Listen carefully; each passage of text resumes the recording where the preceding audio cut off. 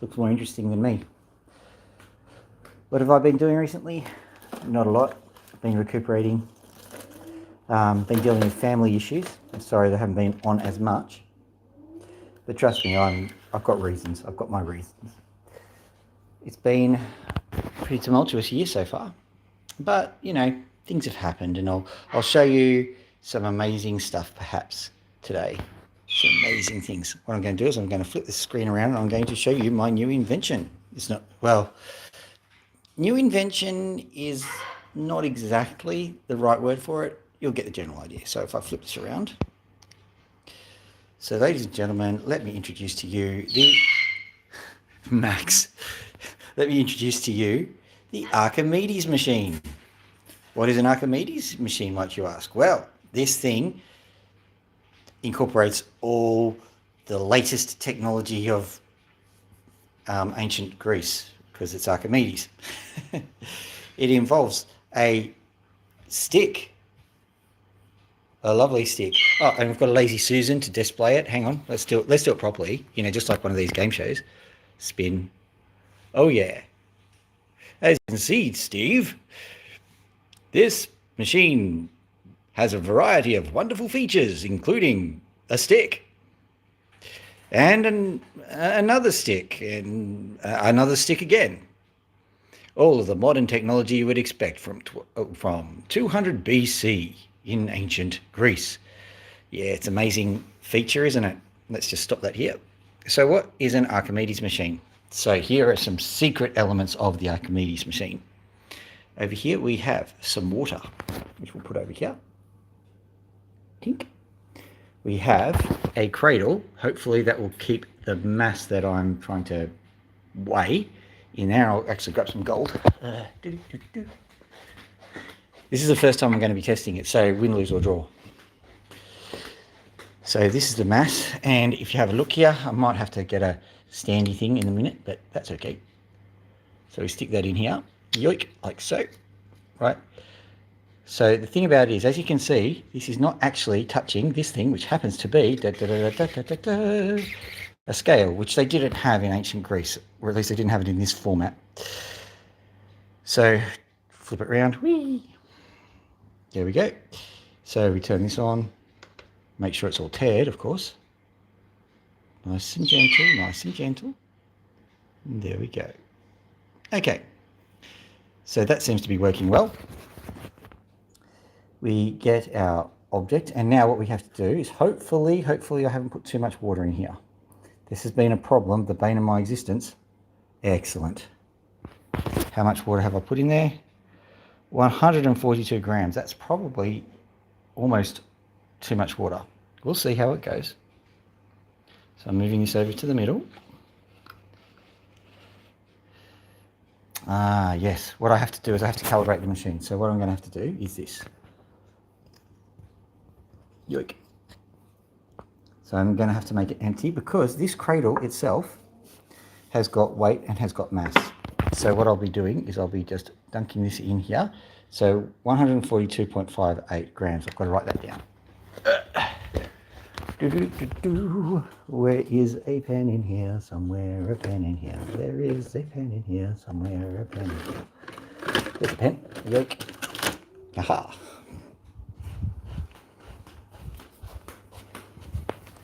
So we go W equals, it's on the other side of the acetate, that's okay. 142.4. 142.4. 142.4. Right. It's okay. So what we do now, so we very carefully maneuver this, yoke, Archimedes machine into position, and then we just drop the thing down. You can't touch the bottom. You've got to see how much of the water it actually displaces, you see. It's touching bottom, lift it up, whoop, lift it up, lift it up, lift it up. There we go. 144.6. 144.6. So what that means is that the displacement of this particular device is 144.6 minus 142.4, which means it's a 0.8 something. Carry the 1. So that's a 7 somehow.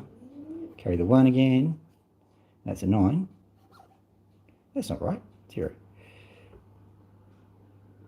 What have I done? 44442. That should have happened. Oh, I've done the wrong way around. You should be subtracting that one from that one. Whoops. So 2, 2, 0, 0. Yeah, that's better. So 002.2. Something's gone wrong already. Amazing. So basically what that tells me is that 2.2 cubic centimeters displacement sitting there in that water. And that's about right because the crater is quite large. So when I'm dealing with all of my stuff, I have to use that 2.2 number to measure the displacement. And now what I'm probably going to do is I'm probably going to just pretend that everything's working well, but I can see that it's not. So I just bring this cradle up and then I'll put this gold in. Now the gold has to be 100% submerged or else it's not going to work, right? So basically we've got our starting weight. What we're going to have to do is we're going to have to use the new starting weight. That 2.2 is always going to be there with us, but this new starting weight, got to check the starting weight, 142.03. So the new starting weight is 142.03.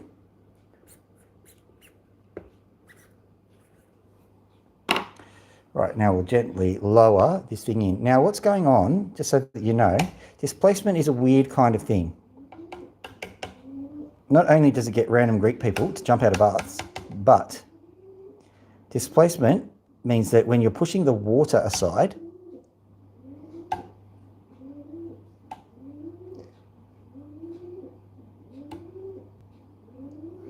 for the sake of argument, we're going to call it that, 146.24. It's not, but we're going to just do it. I'm going to have to tweak this. Okay, 146.24, and then we just do the same thing again. So we subtract the other way around, of course. So 1, 8, carry the, 1, yes. 2 minus 0 is 0. Glad I didn't carry that 1. Okay, and then those cancel out. And then we've got 4.01 cubic centimeters. So that's what our magical weight is. So what I do now is quickly get rid of all of this stuff and then tear the device. I'm going to be out of here soon, don't worry. Okay, so I tear the device. I'm going to have to, it doesn't matter that it's wet. It'd be nice to have it dry, but that's okay. Tear the device. Try again, tear the device. It's because of the water.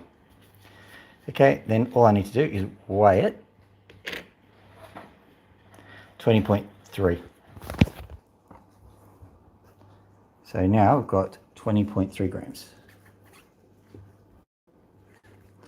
Now, what we do know is that we've got 20.3 grams here.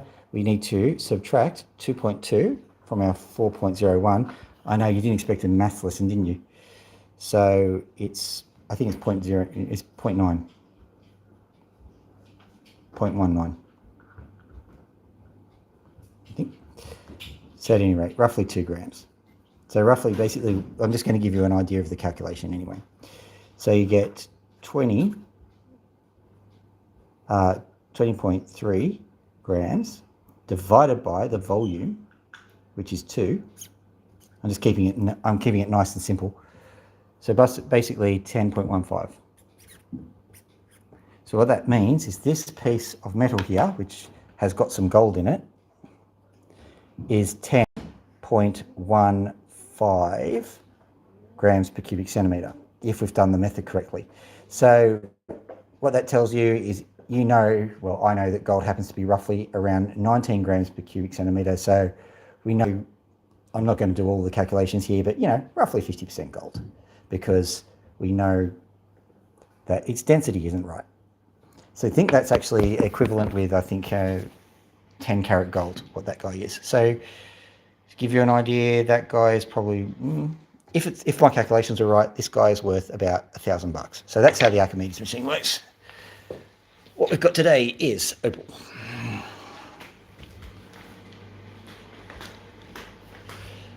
And we've got birds. Hello. Hello there. How you doing? Hello. Hello.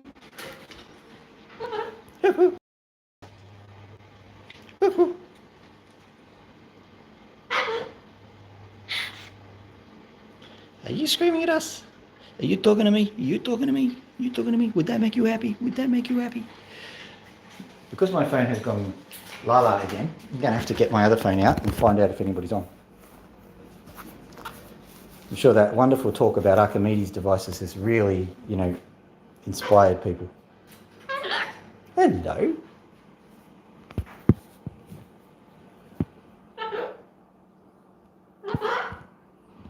So here we go, onto here, look for me. Where am I? So this is just the comment section of YouTube, which is interesting, but not really. Your channel. And here I am. There's already 2 watching. So this is just the comment section. Okay.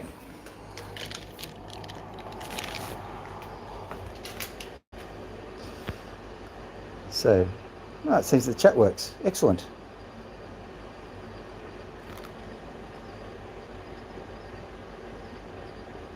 Brill.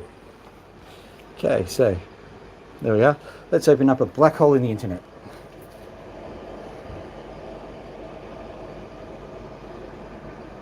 Can we do it? Can we do it? Can we do it? Can we do it? Can we do it? There it is. Woohoo! No, get back, get back. So hard to do this on such a lag.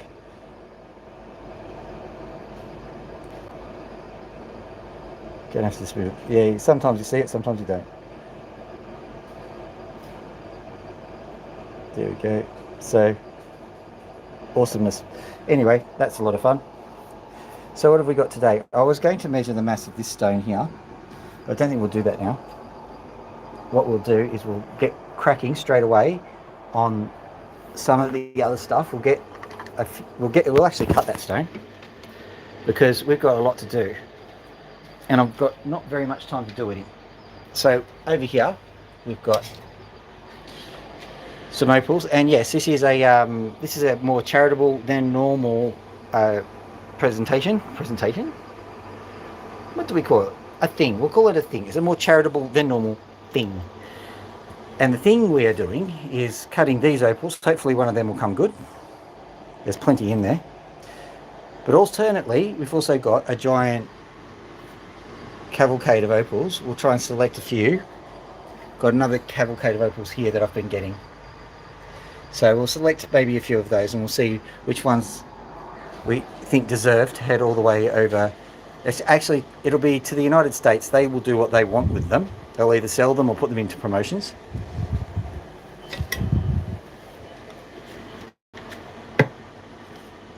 But once they do that, hopefully any of the proceeds will go to, and I hate the term, lethal aid.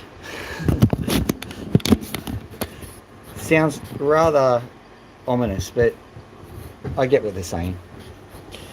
So this time around, we're going to go. You can't imagine like a 1980s rock band doing that, can you? Welcome to Lethal Aid.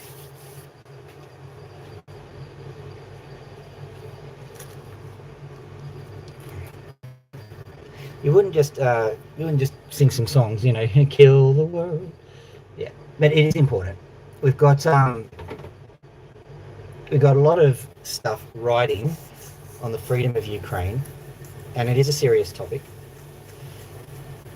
Basically, even though there's a lot of information going around at the moment, Ukraine didn't do anything to ask for Russia to come storming across their lines. They really didn't. They were minding their own business pretty much. And there is a lot of geopolitical stuff, I know, a little geopolitical hoo-ha.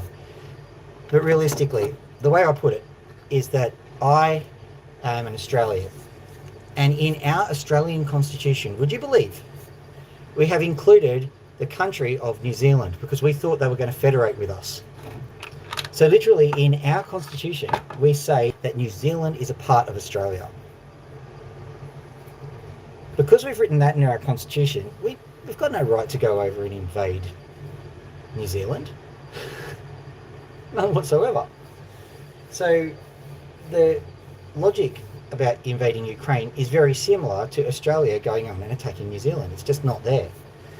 And that's why I feel quite passionate about it. These people didn't do anything other than be a free and independent country. And you wouldn't like having someone come over to your country, smack down your door, and suddenly say you're a part of this rule of law. That's just, as far as an Australian's concerned, that's just not cricket. It makes no sense to other people, I know. But that's just the way things are. Sorry to make things a little bit doom and gloom. Don't worry, we're going to raise the tone, hopefully. Now that's a very interesting look, isn't it? Let's try and get that to look a bit better.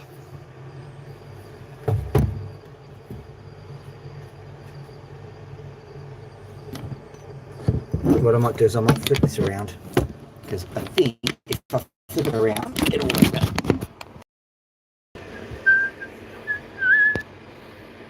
Hello. So if I put that over here, at least I'll be able to see what's going on.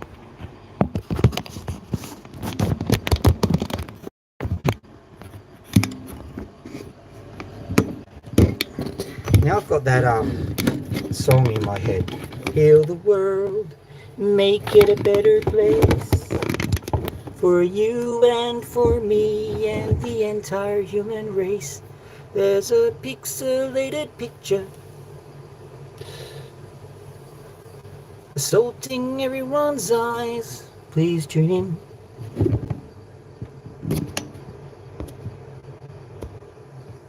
Flip it. Yeah, look at that. Much better.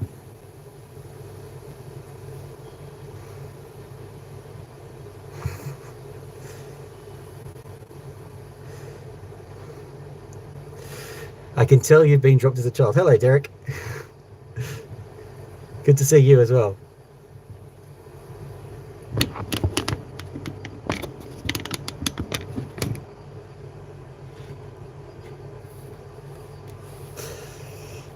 All right. Well, that's a good start to things.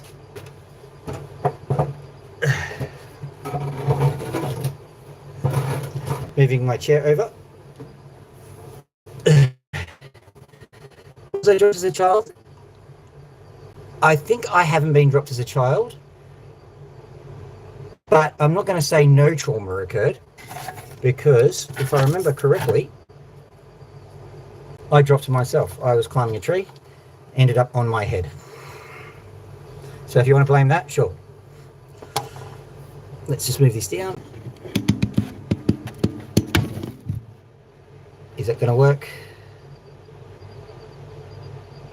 Eventually, maybe, maybe not. Do it, do it, do it, do it, do it. Do it, do it, do it, do it, do it. Do it, do it, do it, do it, do it. Yeah, that's better. Good on you. Now, move over to the right a bit. Hopefully, to the right, maybe. Is that good? Excellent. A bit more, a bit more. Come on, you can do this. You can do this. You can do this. Oop, down, up. Now, the last thing I'm going to do is I'm going to try and get the microphones to work as per usual. That will be the normal issue. Other way.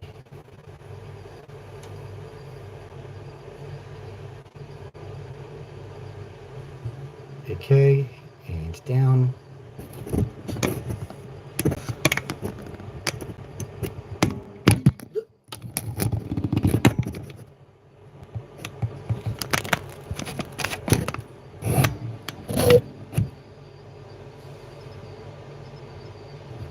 Other way. We're nearly there. We're nearly there. There we go. Perfect. That's what we wanted. Now, perfectly rusty. I've got a test opal ready to go. Are you joking? So it's going that way, so that way.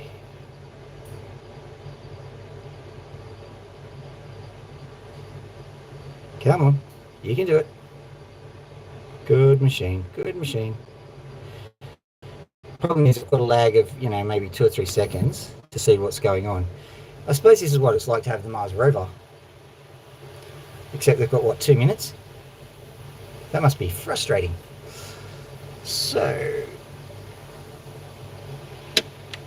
let's get me and my microphone, which has probably also been dropped as a child, into several containers of water.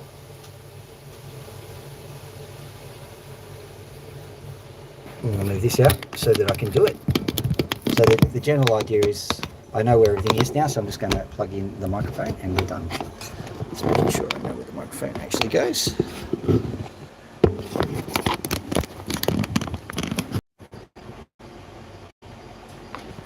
Come on. Easy.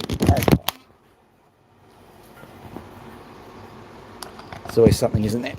I thought that there was a nice little hole to put it through, but there never is. So in that goes.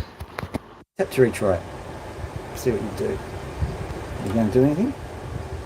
So what I'm going to do now is just put this back in situ, and then once I know everything's working, I'll start the live stream going. So in we go like this. First things first, get that working.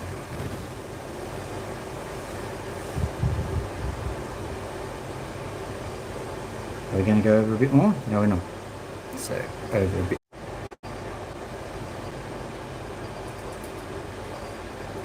There we go.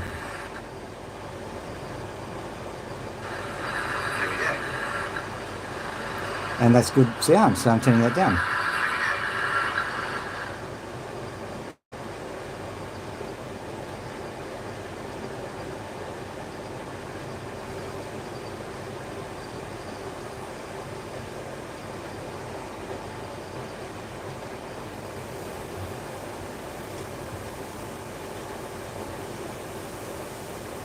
Just one more little point down. Here we go. And that's that. And then I'll make sure that the audio is still working. Perfect. Audio is still working. Okay. We've got ourselves finally up and running. Sorry about all the things that I normally apologise about.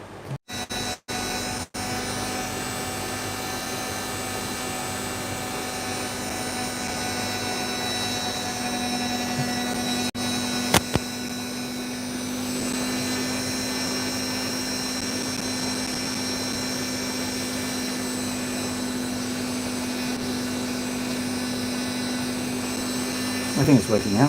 Good. Well, the moment I started picking it up, it's starting to go. Oh, I have to put myself into gear, do I? Really do. So, just got to make sure that the audio still works because it's touchy. The moment I started picking it up, it's starting to go.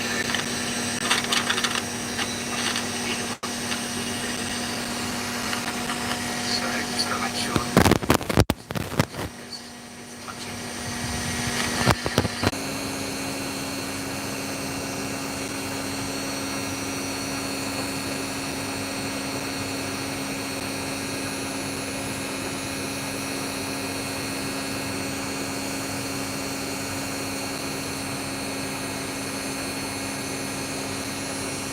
There we go.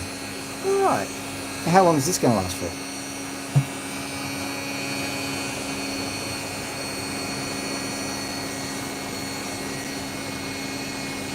Folks, I have spent the longest amount of time trying to get the best internet and all of the things to make sure that this live stream doesn't do weird things, and I don't know, the world's just not with me sometimes. It's not an unusual state of affairs. The world is usually not with me. But, you know, be nice if...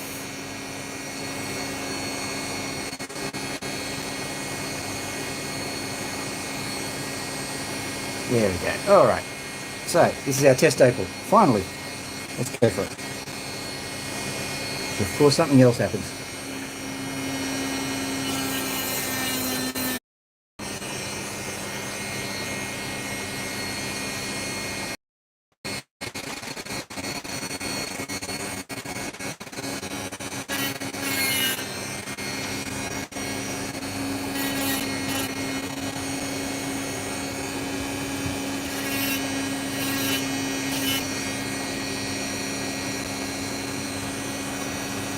This opal here is from Coober Pedy.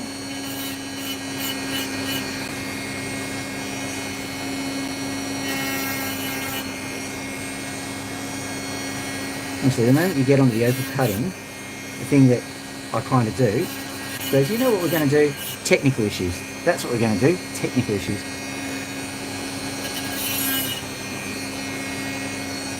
Thank you to whoever actually hung on during all of that. Can't believe they did.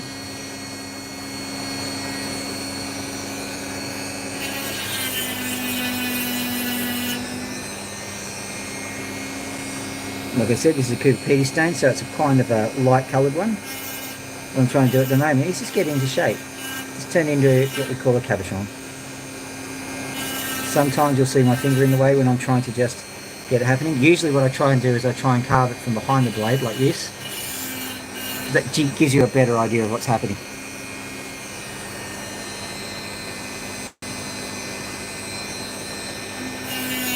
Currently just doing the back. There's this kind of little bit of grey / black potch. It is sort of reminiscent of Coober Pedy. For those who do not know, Coober Pedy is more famous for white stains than dark.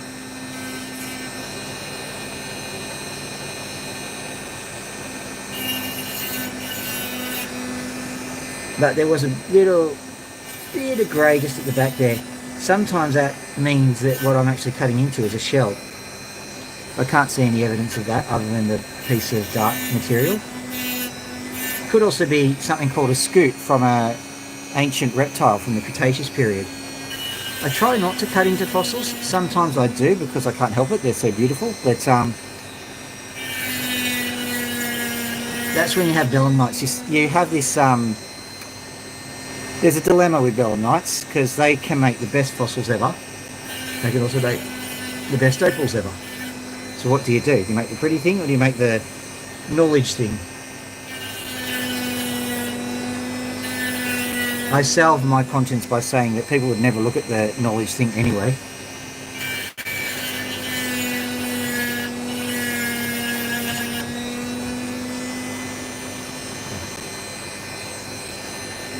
My question is, how do you trill your dropped foot as a child? I suppose you can do that. I'm not sure he meant trill though.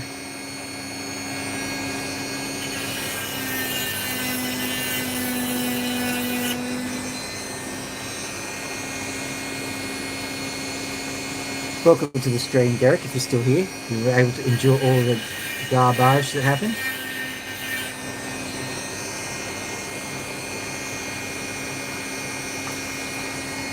Just to add insult to injury, I've discovered that the water is going in the wrong direction. Good, good, good, good, good. Wouldn't want the water to go the right direction. That would be too fair. Let me just adjust the direction of water flow. I did train in hydrology, so I should be able to manage this little gem.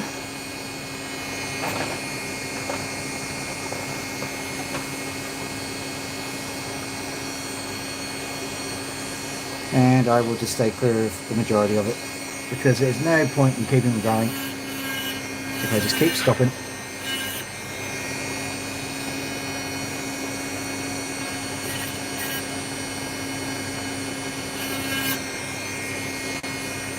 Just so you know, this stone was only a warm-up. It wasn't necessarily supposed to be Mr. Spectacular. And it's at night time, which is not a good time to view opals. You need good sunlight to view them.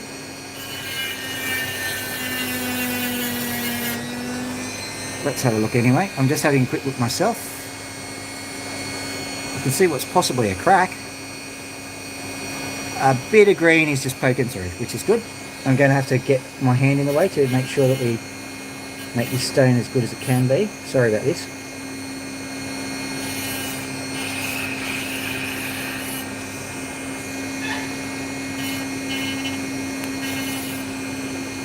The green is showing up nicely now.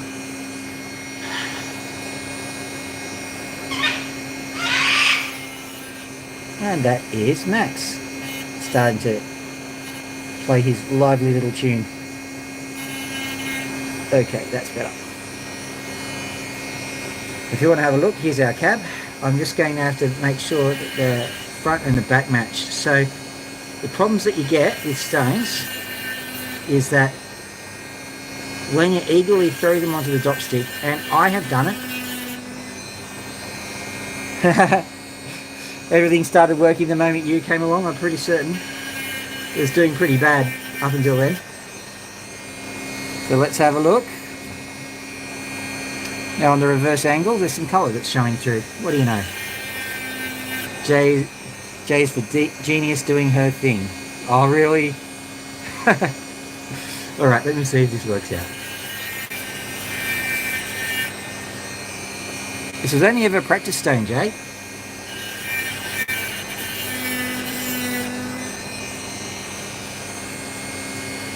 I think the sand just goes too deep here, so I might have to give up on this side.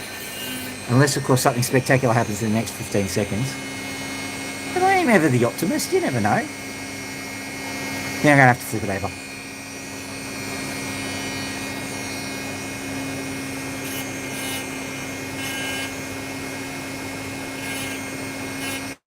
Here we go.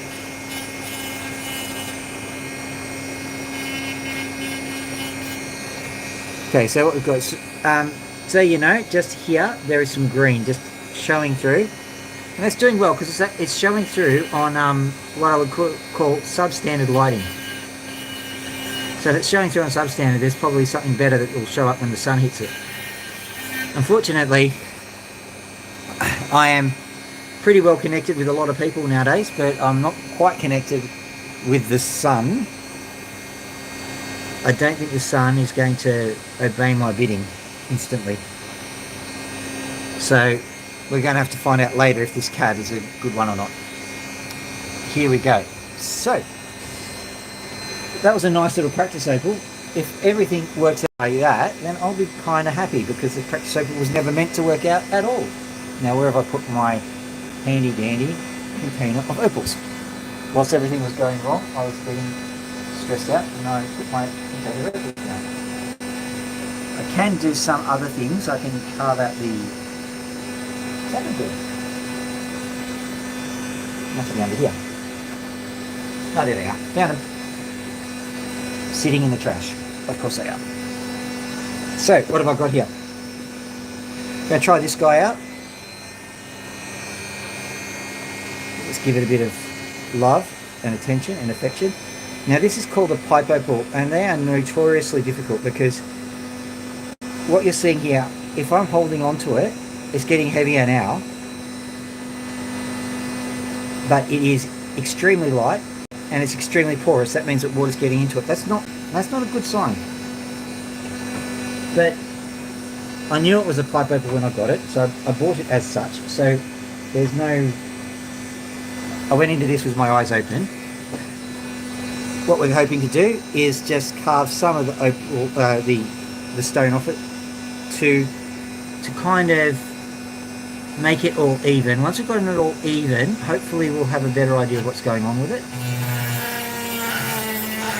As you can see, that a lot of this opal is just turning to mush, and it also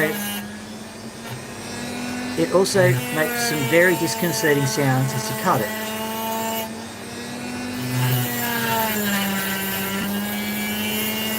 But if we do it right, we'd come up with an absolutely fantastic gem. Now I'm going to hedge my bets several ways. One of the things I'm going to do is I'm going to, instead of just trimming it, I am going to literally slice edges off it. The reason I'm doing that is if I slice an edge off and the main stone fails, I can possibly turn the corner into a 1 or 2 carat little marvel. So the first corner that I'm going to do is this one here. What I can see here, there's where the rock is, and the opal's probably going to come through on the side there. So if I just carve through here, like so,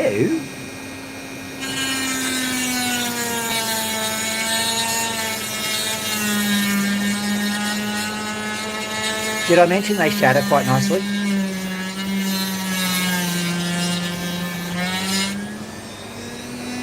They shatter. They also fall apart naturally, depending on the material. And just for extra funsies, I think I cut a little too deeply. That's alright.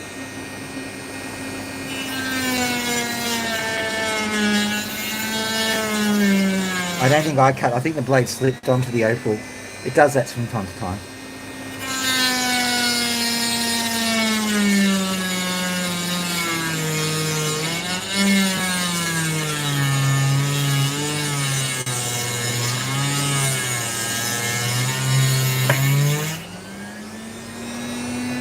This opal is tough stuff, look at that.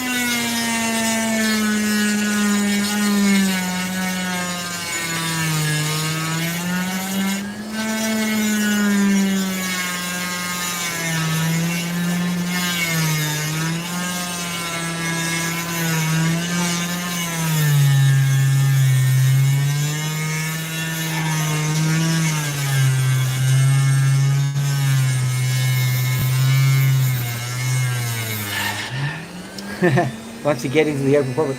See, I've run across this a few times and it's barely even touched it. Might have to use my secret weapon, which is extra speed. Or patience. Gonna have to change the blade after this, I think.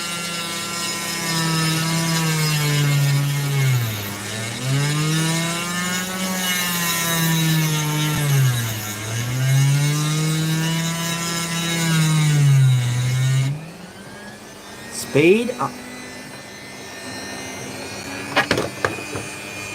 Hopefully that doesn't ruin the ambience.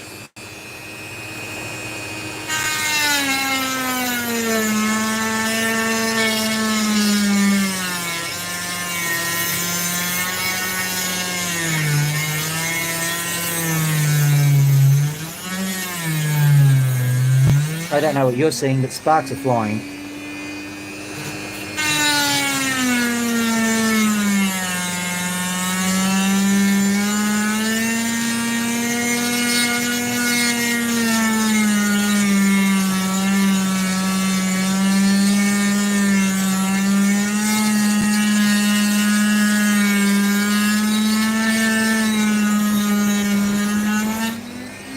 Boulder is certainly giving me a run for its money.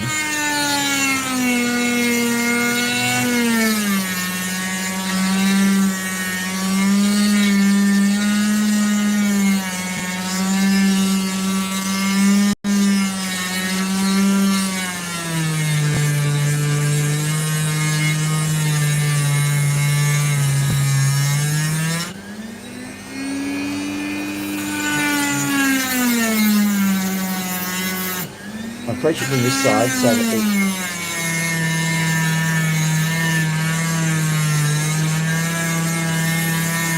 there's more sandstone on the other side.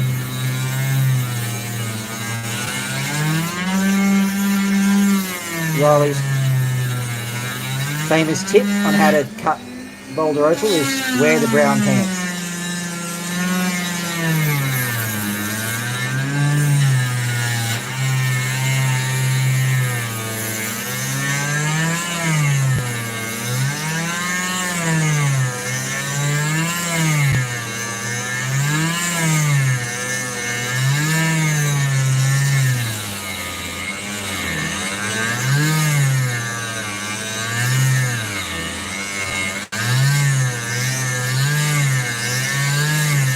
I'm getting impatient.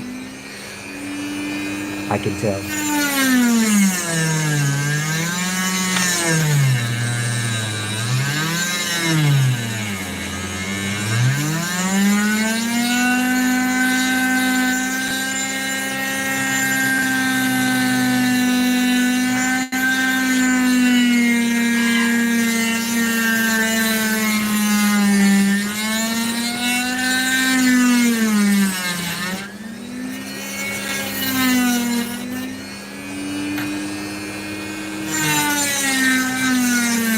Start side blading it a bit.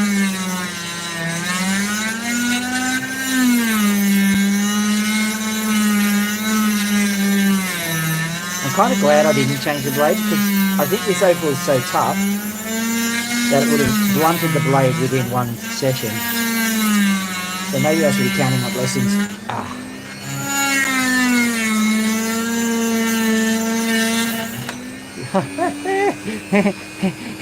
It broke. It broke. Ah, finally. Not that I was getting annoyed or anything.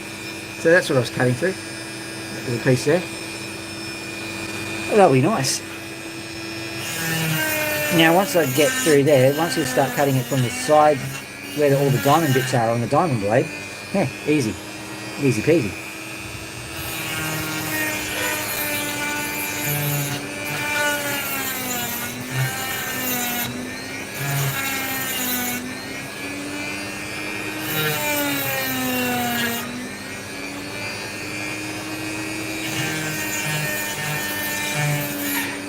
So what I'm going to do is just cut it in shape. I think I can make a cab. If I was a bit too generous, I don't think I was. If I was too generous with the corner I cut, then it might be a drop. But I think I have a feeling that's just the brittleness of the material will end up making this into a cab. And quite a large one, substantial. And if that happens, this one will be donated. Because it'll be good. It'll be a nice big donation piece. It'll be sitting there at maybe the 10, 20 carats. Maybe even 30. By the rate I'm going, probably not.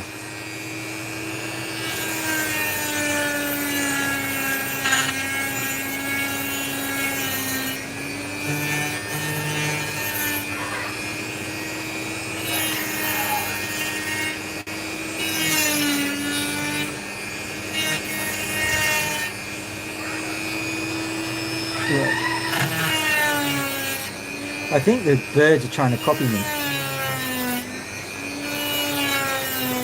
Going, well, he's out there making those noises. Well, if we make those noises, will he come in and talk to me? I will, in a little while, okay?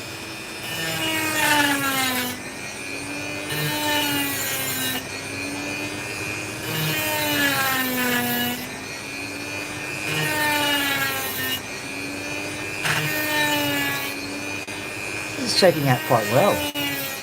Quite surprised. Ooh, look at that. Nice. Okay, what I'm seeing is some nice colour coming through.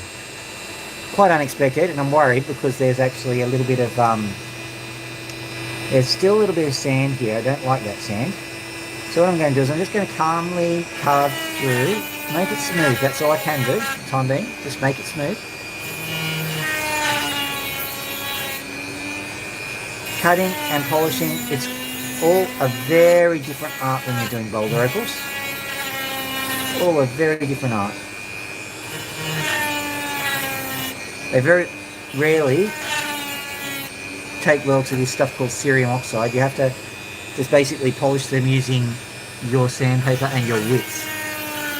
And because you've got this soft sandy layer compared with the opal, that means that if you spin them at a uniform speed, they're just going to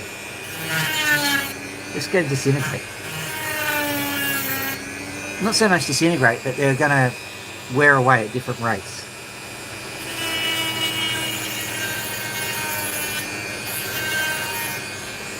So that means that you always get this non-uniform opal. You're going, what's going on here? If you didn't know better, you would just grind the whole thing to dust before you realise there was a problem.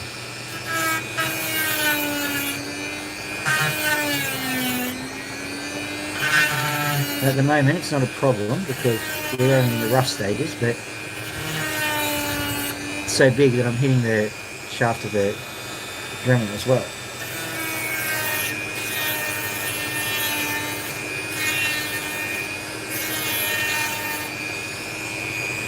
So it's getting there.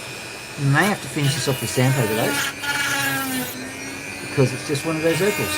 But I'm glad I've got this much of it done, because it's a big old tough opal, and big old tough ovals, they are quite draining to deal with. Okay, so I'm just looking at it at the moment. Let's do some opal anatomy whilst we're here. Now, pipe opals are a bit different. What often happens is the pipe opals form in cavities, believe it or not, but usually it's like a tree root or something has gone into, well, at the time it's sand, it becomes rock later. And so sometimes these things called laminae, or layers basically, form in there. But also what can happen is that the opal will form in one burst, then for whatever reason something will hollow it out a bit, or it will remain hollow, and then a second burst of opal formation will form in the middle of there. That's called a kernel. So at the moment we've either got just a bit of laminae or kerneling going on. More often than not it's laminae in a boulder opal. But being an academic type fellow, I've actually looked at some of the research into the opals, and the most polite way of putting it is that it's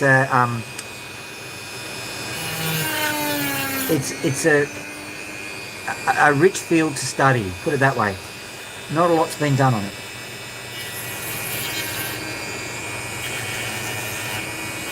What I'm just doing is I'm just trying to bring some sanity into this.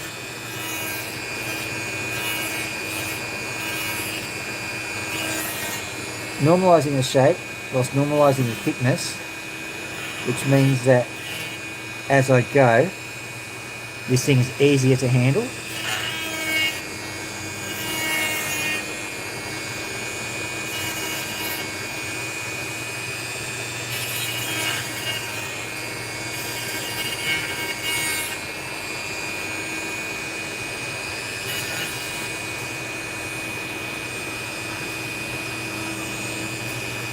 Yeah, it does. Marble is, yeah. The thing about it is that if it was Cooper Pedy, you could have a very good argument for marble because made from the same stuff. The calcium carbonate just goes to a hotter spot at the root of the mountain and gets squished a bit and burnt a bit. But yeah, you're right. And Boulder opals are a bit different from the perspective of you very rarely get what they call wall-to-wall colour. You usually get a bit of the rock and a bit of the opal. So it's actually quite a nice look if you ask me. But not everyone's cup of tea. That's why they're the second most precious stone, the second most valuable opal in Australia. Because not everyone likes them. But I like them, and because my family especially has watched me ever since I got obsessed with the opals, just carving Lightning Ridge opals, they don't think that Lightning Ridge opals are particularly special, which is kind of funny. What I'm doing is I'm just bringing these ends in because I'm seeing light at the end of the tunnel, so to speak. This guy is just starting to behave itself. Ordinarily I'd slice it, but I don't have the 9 to 10 working days to do that.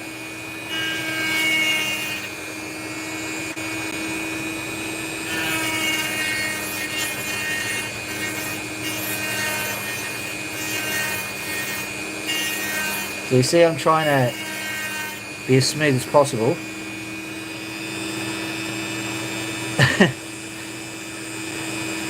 Jay's Virginia should be disappointed with how smooth I am in certain other circumstances. Much smoother with the opals.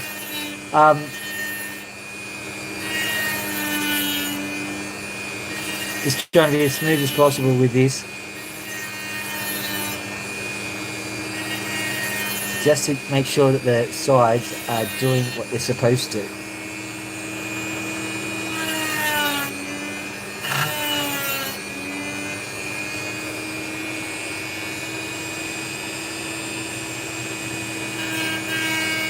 Yeah, they're pretty epic. So now if you have a look at it, it's egg shaped at the moment, which I think I'm going to be able to bring it into cab shape, or I might keep the egg. Might be good. We'll see. Basically, it's going to be a combination of me using my eye and the Opal telling me what it wants. I know that sounds really new agey, but it really does work that way. Opals have natural features that sometimes they just need to have those natural features exploited, and it's like they're screaming out, cut me this way. The emo stone, they're just begging to be cut. So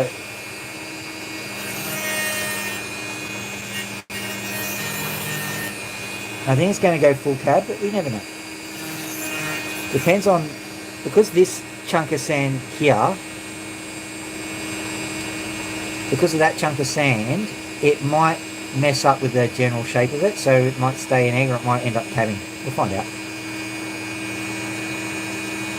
This is where sometimes a little bit of experience plays in.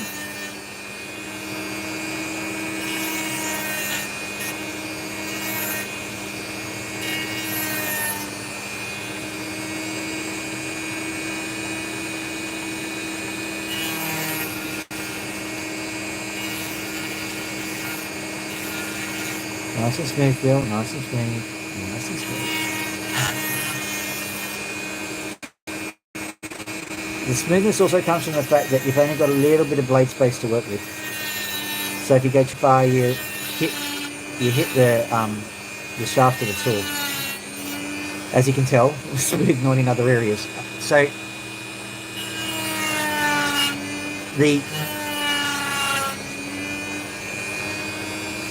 the Opal needs to be. You need to be able to just hit the sweet spot on the blade now. And there is a risk that in going for that sweet spot, you're going to hit that shaft. So you've got to be careful.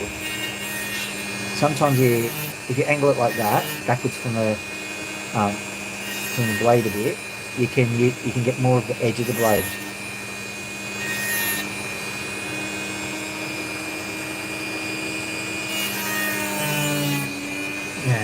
There we go.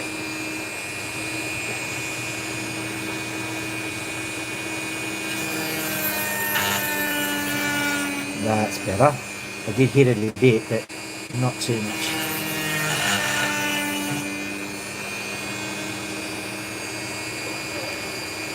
Here we go. I think what's going to happen is your comment about marble is actually correct. I think that nodule there is actually a laminate. So look in here. That looks like a laminate to me, and so that's going to produce essentially a marbling effect, and hopefully not a kerneling effect. The kerneling effect will ruin things in this instance because it'll essentially present like a crack. You don't want to look cracked. But we'll see how things go. Got plenty of time, just nice and patient, smooth and layered the material. That's better. That was a good one. I'm being very cautious here because that piece of opal that I'm actually cutting away is quite a nice bit, so I don't want to be too gung-ho with it.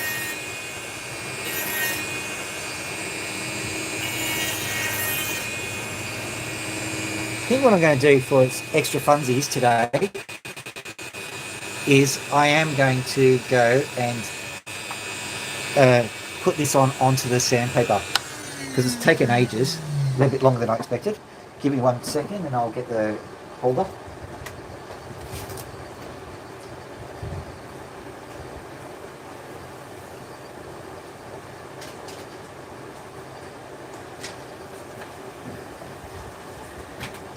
So I've got the holder now, in case you were wondering.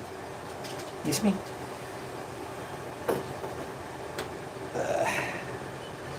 I'm still here. I'm just trying to remember which way to put it. I think I put it this way. There we go. Nice. Oh, that's no wonder. It's the other way, isn't it? That's right. They've changed everything up. There we go. Perfect. All right. Now that I've got the holder in place, we're going to take you out without turning off the phone, which is harder than...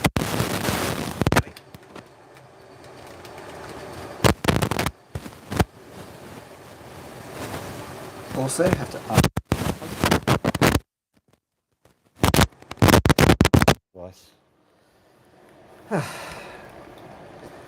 for a second you're going to have freedom. There we go. Hello. And flip, and what have we got? Yay! So this particular piece is on its last legs is sandpaper.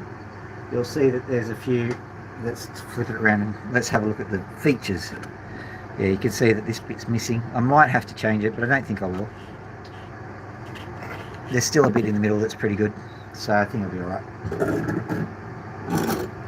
Moving this over to here so that you can see as I do it. There we go. Final little piece of stuff to do is to plug the microphone back in, or should I? No, we'll fine.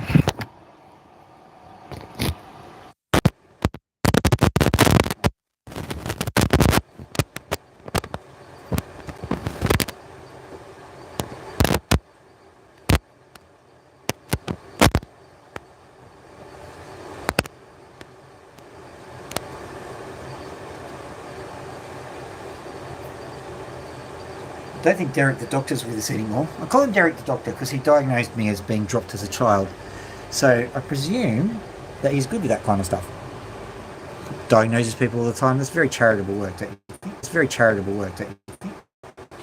Alright. I don't think Derek the doctor's with us anymore. I call him Derek the doctor because he diagnosed me as a child. Okay. Apparently everything's working hunky-dory, so let's give it a crack. Turn this on. Turn the bead on.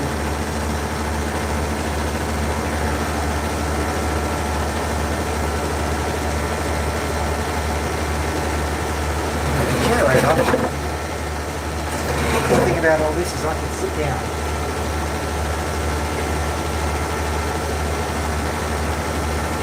It's been cold in Sydney, Jay. I presume there's been absolute freezing weather in Canberra.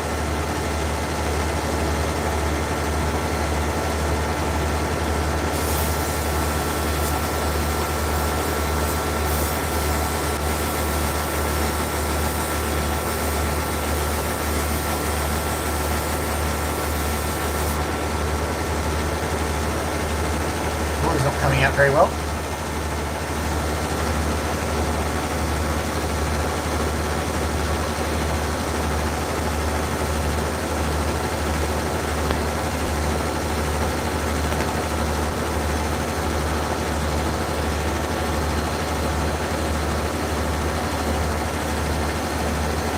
Flying well now. It's flying from there. Flying from the other.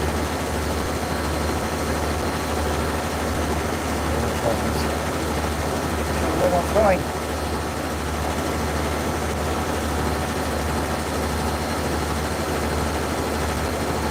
Not bad.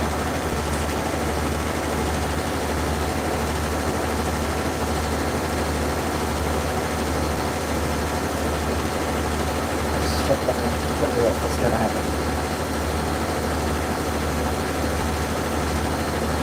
Absolutely nothing.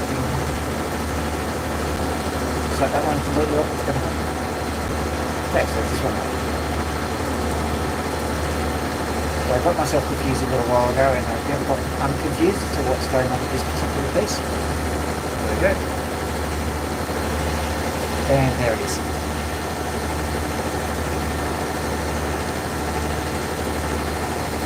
Four layers. So warm then.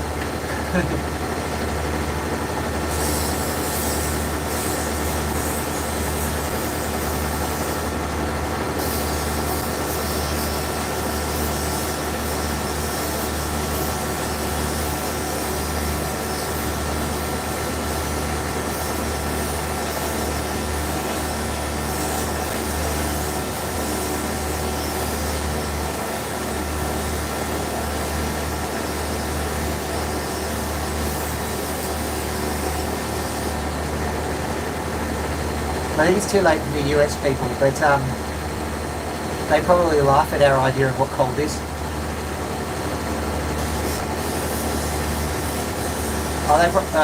Well, seeing it's all in Fahrenheit and we use Celsius, maybe there's no communication about it whatsoever. Oh, it's 30 degrees? Oh, okay. Yeah, that sounds about what we've got over here.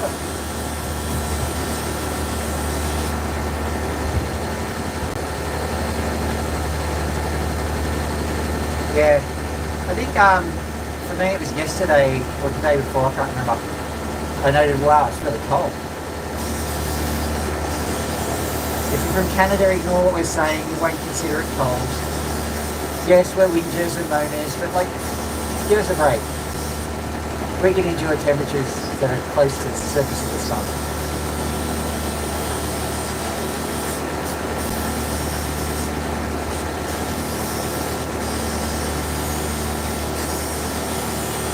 Yeah. I remember having a lot of fun around Lake Barely Tolerable.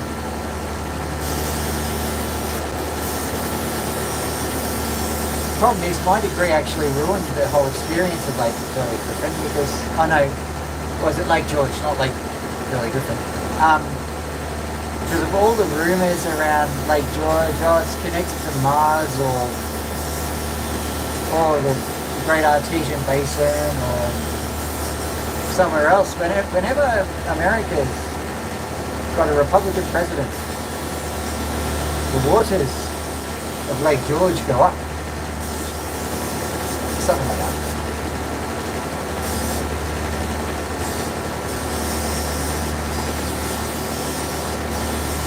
When I found out it was a perfectly ordinary connected riverine system, boring. Now, for all those who don't come from Australia, there's a lake, and there's lots of rumours on what kills it. Because a lot of the time it's got nothing to do with how much rain there is. Well, yeah, it does have something to do with how much rain there is.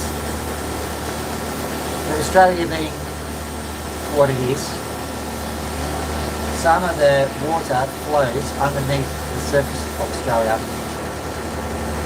at varying rates. And some rates, not over at Lake George, but elsewhere, travels at the breakneck speed of 1 metre every 100,000 years. That's 3 feet per 100,000 years. So,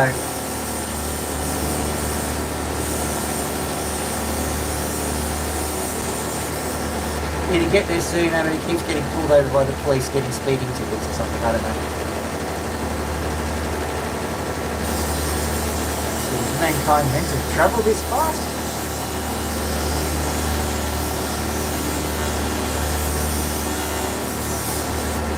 I think Pauline Hanson could diffract through you. Oh, we have to change our humour. Donald Trump could diffract through you in about the same amount of time it takes for the water to percolate through the soil. I wonder how well that joke will age.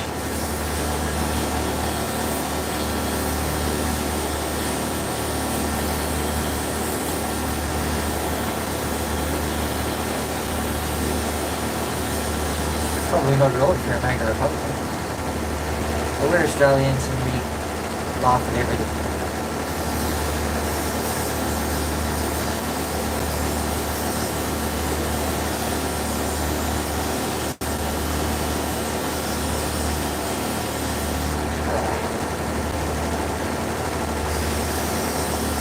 Speaking of which, Abe is finally getting to Ukraine. Well, not quite yet. It's got one layer of bureaucracy to go through.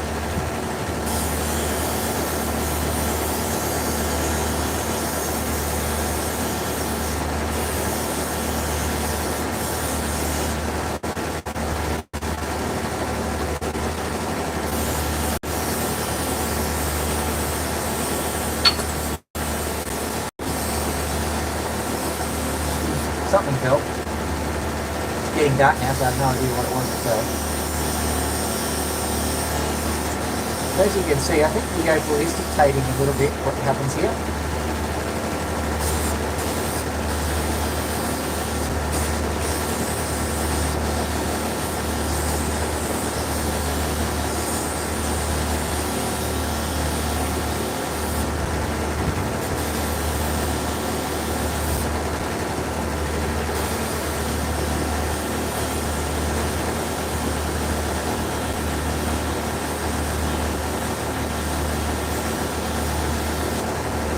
So you can see that line, maybe you can't. I'm having a look myself. Trying to get the best light from the line, there we go. So you can see the line is coming out. No, you can't. You can see the line. You can see the line. Almost like promise there's a line. Try this side. You can see the line. Can't see the line. Yeah, okay, there. You can sort of see the line that's going halfway through there. That's what's concerning me. That looks very much like a crack. I don't think it is, and I think it'll buff out.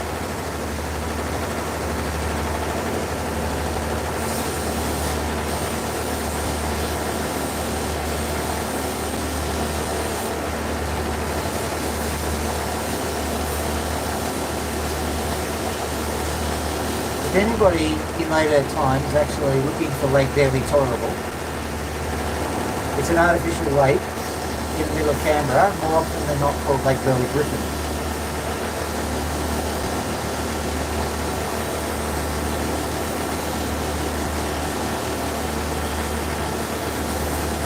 And my friend Jay's Virginius, I might have to bore everybody else with a little bit of the story of how Canberra came to be, which they probably don't know.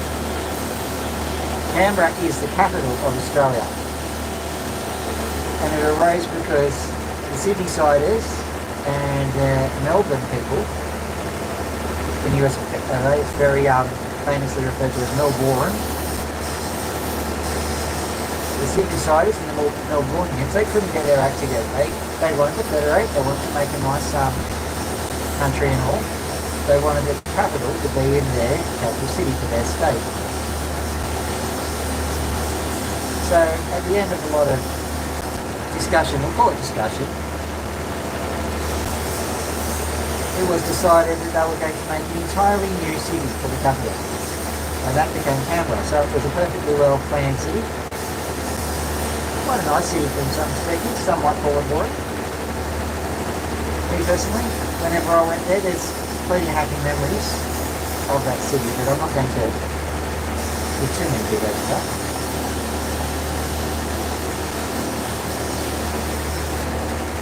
Sorry, my head just went into nostalgia mode. Oh, I love this city. But yeah, if you haven't got a nostalgia frame like me, you might consider it to be boring. The bird nuts would like to know there's a bird called the Dandan cockatoo.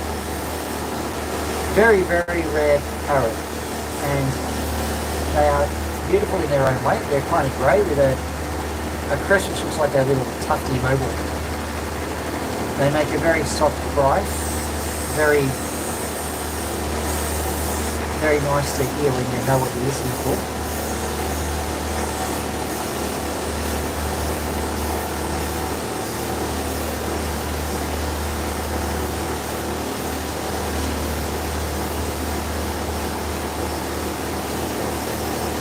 So here he is. This is what I was looking like so far. So we're getting less like an egg and more like a cabochon, I think. And like, man, look, the lens here is fisheyeing a bit, I think. So just to give you an idea, this is my thumb. So an opal the size of your thumb isn't to be sneezed at, put it that way.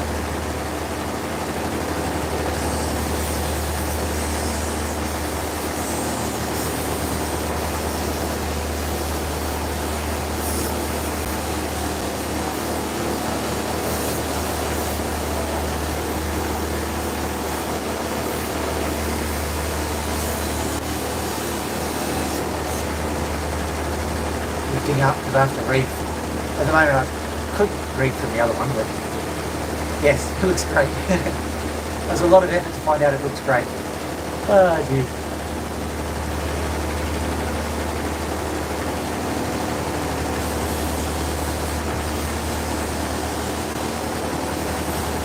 What I'm going to try and do is I'm going to shear it a bit because, or facet a bit as well. So what I'm trying for is I'm reasonably certain that these bad boys, once you start going closer to the sand that's holding everything together, sometimes a bit of colour comes out. There's also a bit of cracking here. Okay, it's not cracking, it's webbing, but it looks like cracking.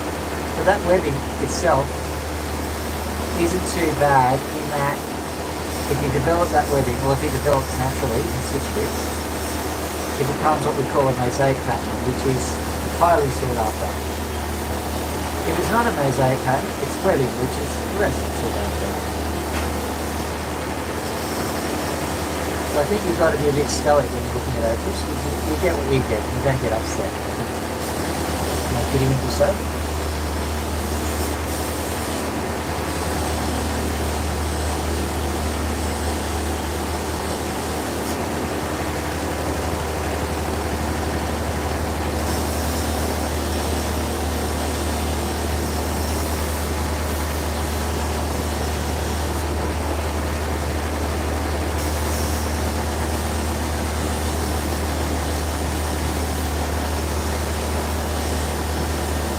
As you can see, what I'm doing here, I'm grabbing it and levering it up every now and then, because that actually helps to give it a bit of shape. What that will tell you is that I'm starting to get happy with what I'm seeing. Look, that's when you start dropping it, of course.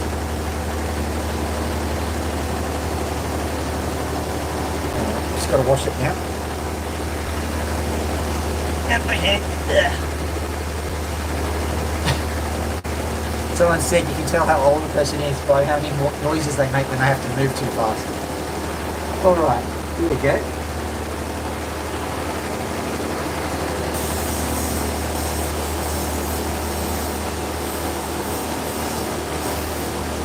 So what you can see me doing here is just, I call it lens grinding. So back in the day when they had to make lenses and they couldn't, turn them out of a computer or something, they had these manuals. They had instruction manuals on how to grind them out of a piece of glass. And it was literally grind 100 times this way, grind 100 times that way, grind 50 times this way. But what I'm doing here at the moment is I'm sort of, not exactly, but I'm sort of following that pattern, just kind of a nice smooth little motion to try and get the stone to almost parabolic shape, I reckon. Sometimes I tend to flatten it out. They like having domed opals. Listen to what's his face, Black Opal Direct. He's always going, oh, I want a nice dome on this opal. Nice dome on the opal. Yeah, as you can see, I work hard on this opal, get a nice dome. Yeah, I think there's sometimes too much of a good thing, and I think if you have a perfectly spherical dome, this is just my opinion, everyone's entitled to their opinion.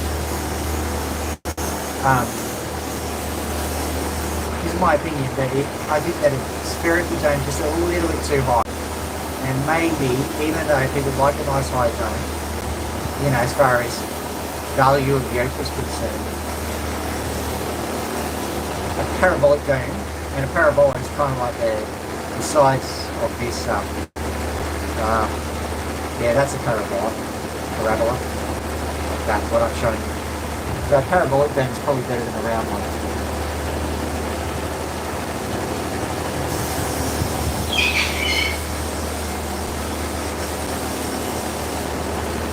Now I shouldn't be too surprised. This took up a lot more time than I expected. But that's okay, because it's going to get donated. And there's going to be a few other stones that I'll donate as well.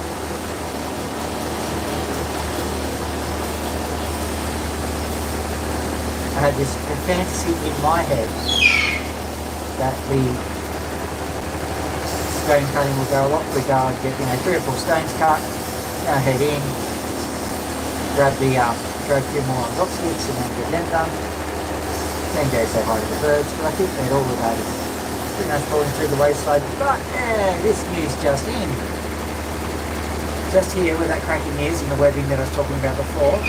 We're starting to get some nice precious opal showing through. I might have to show you later, but that's looking good. So yeah, we're starting to get something. We're getting somewhere with this thing. What I have to do now is just be a bit cautious with it.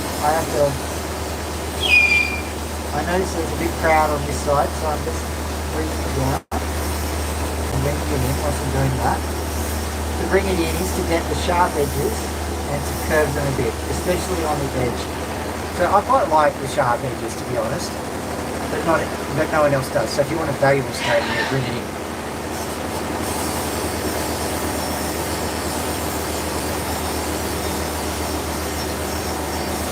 So basically, kind of hero with.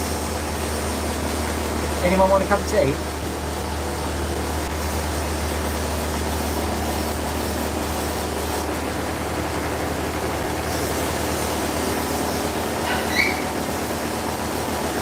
Yes, Cody 79.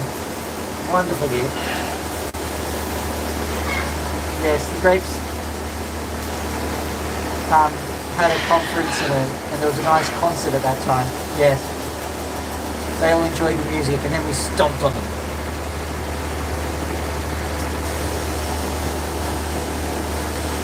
That was a reference to Hand It To Your Audience. It went out of control again.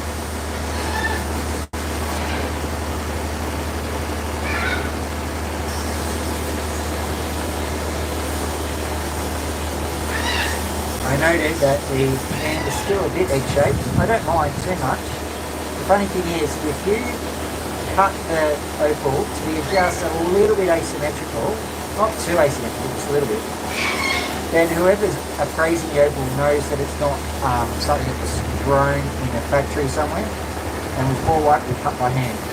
So that actually gives it a little bit more value sometimes.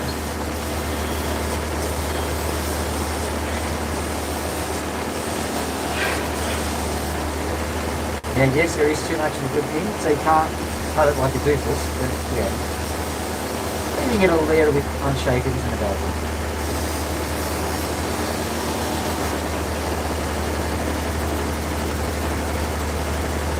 Yeah, he's absolutely desperate for me to come inside, so yeah, we'll shut this down in like 2 minutes or so.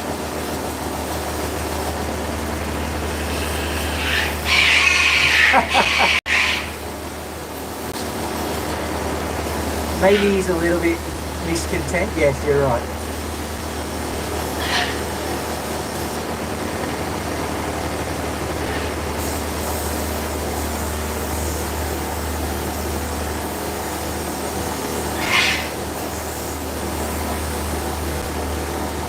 Okay. Okay, so as fun as that was, as fun as that was, I think we'll end it here. So that stone is starting to really come out. I think that it's quite. I think that's a good representative. I can come up with a really nice story for that stone too. I'll think of the story and then I'll post what I think of it onto YouTube later. But I think that's, I think this one could be donated. It makes it quite spectacular. And I think sometimes when these stones are, when they have a purpose, when they have a destiny, so to speak, they take on a life of their own. So I think that's a good idea. All right, let's push the button. There we go. Oh, I'm absolutely soaked to the bone, and it's not exactly the kind of time that you want to be soaked to the bone. Daylight savings having ended and such. Okay, let's get the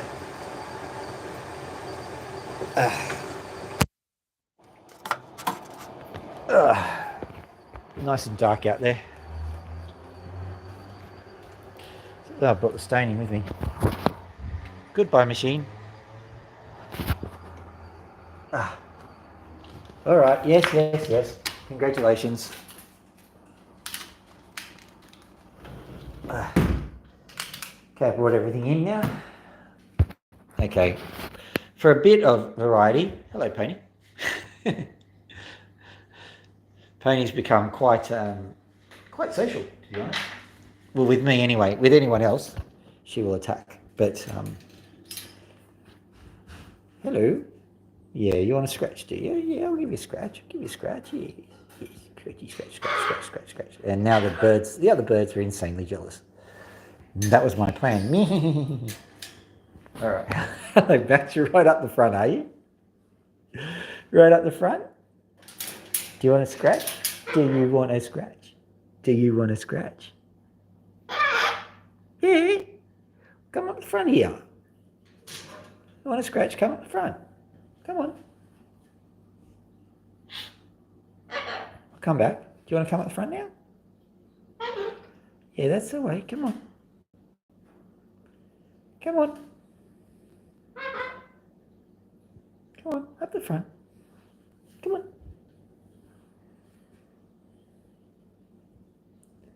Good bird. Come on. Yeah. Come on.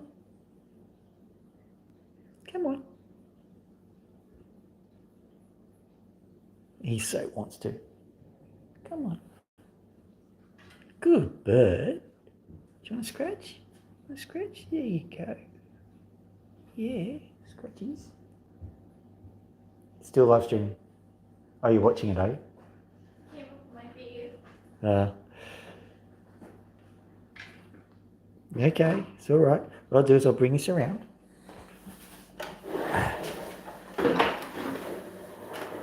There you go. I can give something to do with that. Okay, now, Loki has still not defeated the lock. I'm very disappointed in you, Loki.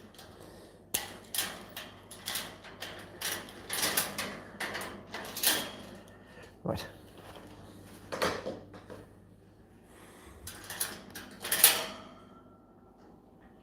You want out or not, Max? Max is just sitting there at the back, I'm not sure what that's... He's sitting there, you would say spread-eagled, except no. Spread cockatooed. Oh, really? All right. That is Mandarin. He loves them. So does Loki.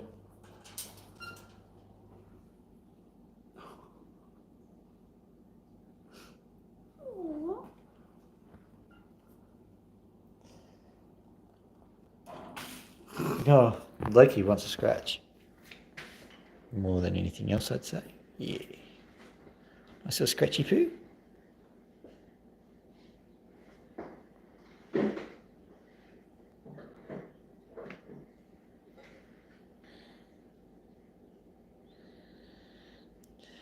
Now, did you drop that beautiful mandarin?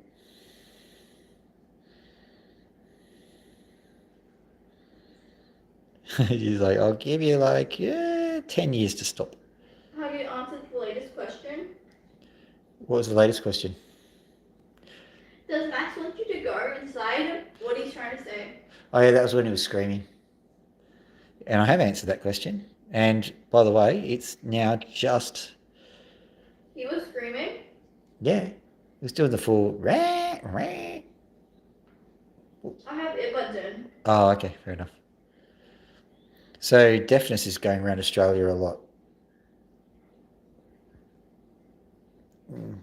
Can I retry? Tap to retry. I don't think I'm going to bother retrying because I think it still works whilst I'm doing this. If it doesn't, well, stream will go on. The stream will go on. I can tell in my heart that the stream will go on. Let's see if we can get some haunting melody going. I get like a little bit of what you're singing, and then I just get it full blast. Except not full blast because I care for my ears. There is room on the door. Okay. And Max is out. You need to go for a fly, Max. You need to go for a fly. Fly? Yeah, shut up. I think whilst all the action is happening over here, he's not necessarily Do interested you in want flying. Mandarin? Do you want to come over to here? Do you want to come over here?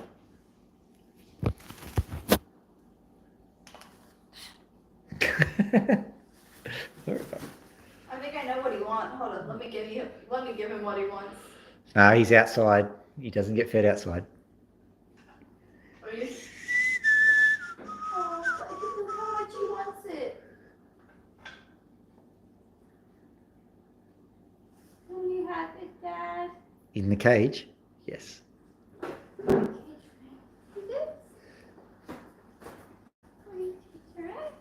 He's going to be very confused. He's like, that's not time to go back in. It's all right, I won't shut the door. He won't understand that. Loki does not care for food. All she wants is affection. Well, you're just going to end up with an entire mandarin on the floor of the cage. That's all you're going to do.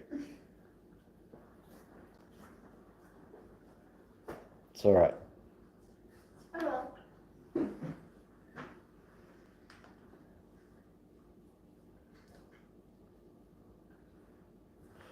Come on. And get down here.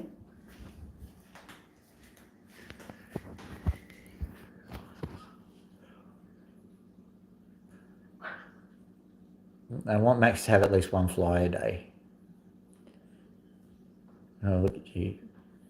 Do you want me to fix up your beak? I'll see if I've got a beak scraper here. Yes, I do. I have un scrape du beak. Would you like un scrape du beak? Come here. There you go. That was Loki.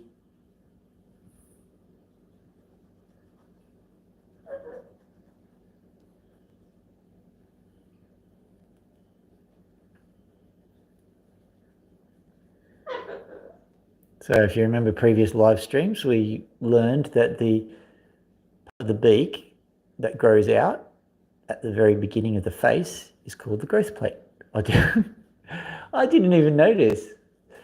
So if you scroll back a little bit, you will notice that I accidentally touched him on the wing and he didn't notice for a second or two, and then he's going, hang on, that's just a step too far.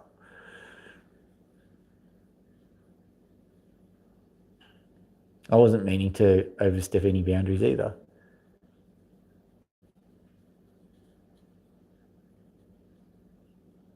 And then I start spinning this thing. It's triangular.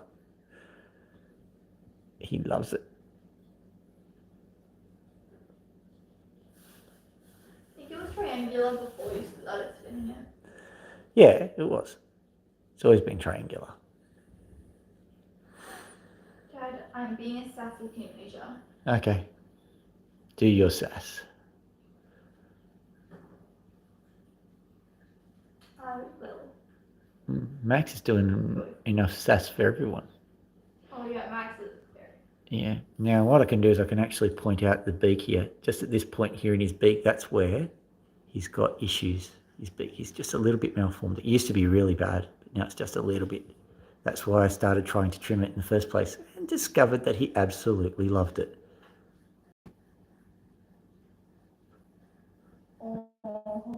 Yeah, and I keep trimming it like this, and each time I do that, the issues just go and go and go. Jacob Jr. said he's a sweet boy. He's lovely. He's absolutely lovely. He's a very sweet boy. He's a traumatized sweet boy. He's loving it. Absolutely loving it. The funny thing is, they like us to scratch their eyes, literally rake their eyeballs with our nails. And, like, that's a bridge too far as. Oh, see, he did it. He literally did it. You're on it there, don't you? Yeah. This is just dangerous. You can't have it like that. He wants it like that. I'm trying to be gentle, but he loves having his eyeballs scratched. Yeah, I know. We're just laughing. We're kind of laughing semi-horrified, Max. Yeah. Let's have a look at your old lug hole, hey? There we go. That's a birdie ear. In case you're wondering, let's try and get those feathers out of the way. There you go, birdie ear.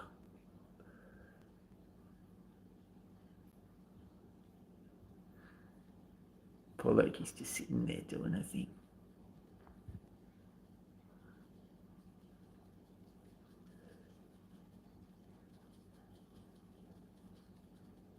There you are.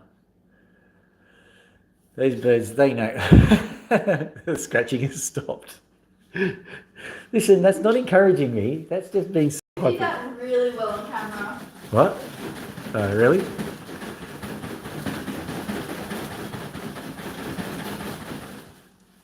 We may hear a little bit of a cry from him.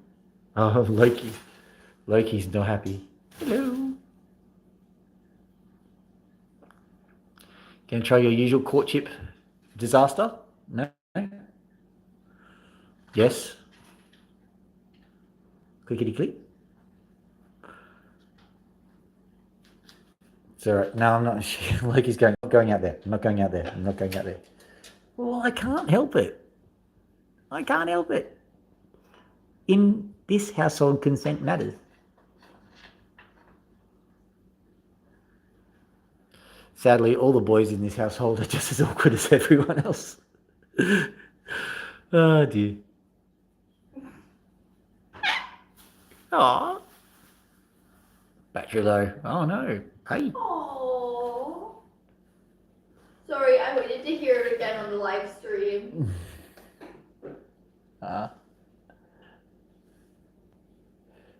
Yeah, you've got a bit of an advantage because you know it's coming. What? How many seconds delay you reckon? Wait, say something? Hello. I think we're at 6. 6 seconds. Okay. That was 6 very fast seconds, so maybe 3. So in radio terms, we've got a dump button. If you say something naughty. Has Jacob Genius been here the whole time? Not the whole time, I don't think. I mean, you just Are you can't. still here? I think so. Hang on. Oh, hang on. You need to face the other way. Right.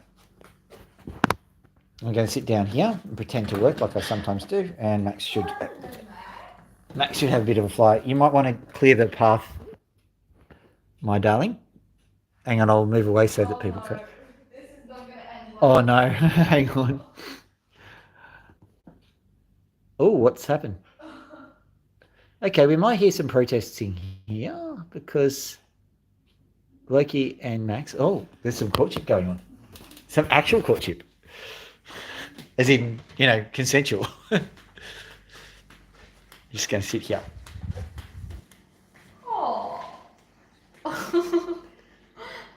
He's preening his leg, but he's clicking a lot.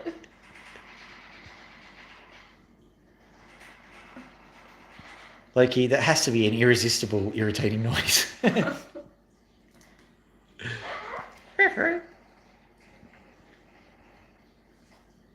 So if you want to see, I'm going to just sit a little bit closer. I don't want to disturb them. I'll sit a bit closer. Let's see what's going on. Okay, now I see it a little better. I will say that you in person is a lot better than on the tiny screen. Yeah. We've got some birdie beard happening. So Loki isn't exactly upset by it. Oh, hello, Bubba.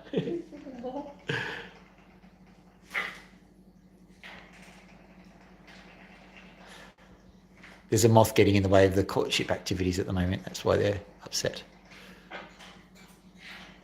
No, there it goes. I'm going to try and get in a bit closer. It's all right. Just ignore me. I'm just, yeah, just ignore me. Sorry, I'm just trying to act a bit like natural here. And Max not having any bar of it because they know stalking behaviour.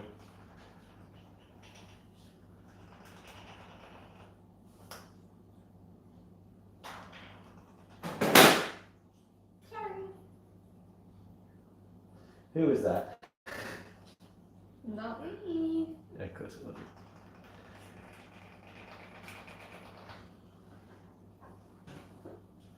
I'm not looking or anything, Max. Not at all. Like you just sitting there breathing down.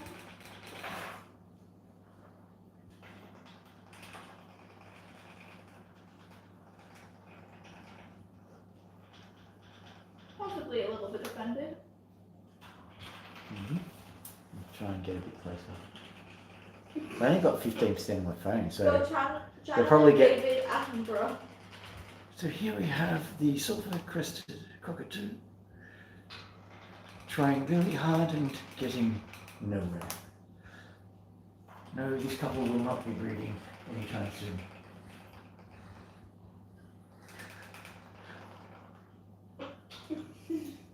There they go, they're feeding.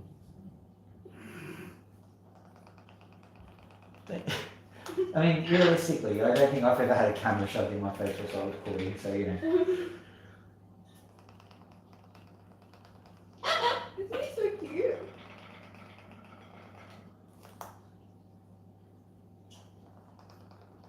Probably this phone's going to die any second, so I'm trying to give you some good footage. I'm going to be over here. There's nothing to see here, absolutely nothing to see here. I'm just sitting here. Just sitting here. Oh, I think I've ruined it.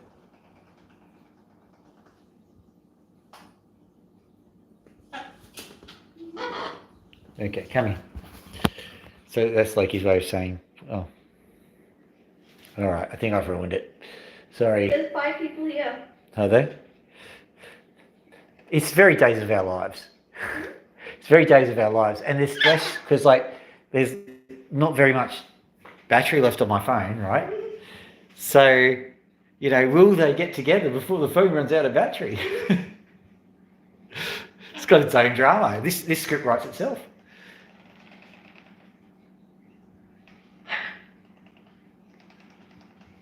Yeah, I'm just going to sit over here and, you know, don't mind me. Don't mind me. I'm just sitting here.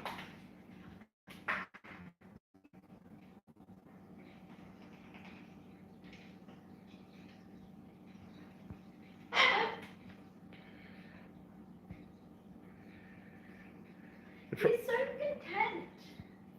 He is, but Loki's looking at me, not him.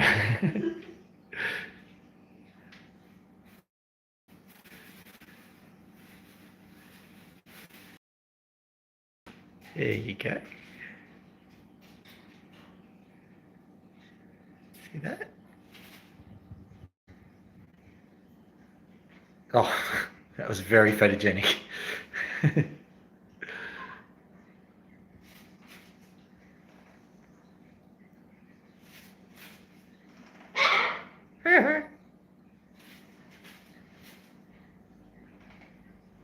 This is like my 5th Mandarin movie. Yeah, we'll get some other stuff into you soon. I think Loki is now not doing squat. Hey, Max, you have a chance. You have a chance, Max. You have a chance. He's preening now. Max is just like me, really. Can't read the signs. Max is like me. What? I did not get the signs. All right.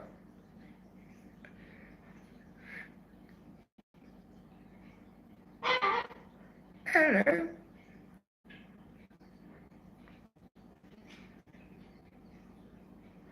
I think we've got a bit of a Gormless Max here, and it's about to run out of battery, I'm afraid.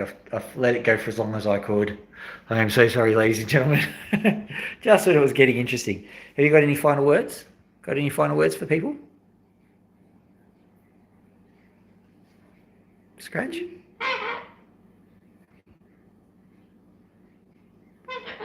There you are. Good bird. That one? There. Nice little pin feather there. There you are. Good on you.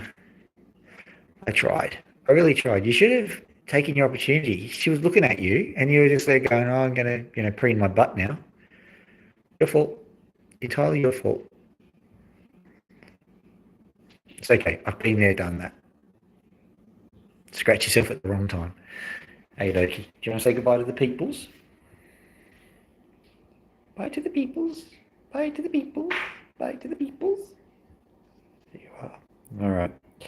Great live stream. Good night. Good night. Have a lovely evening, everybody. I think I'm going to have to just say goodbye because it's going to die anyway. See you guys around. Bye.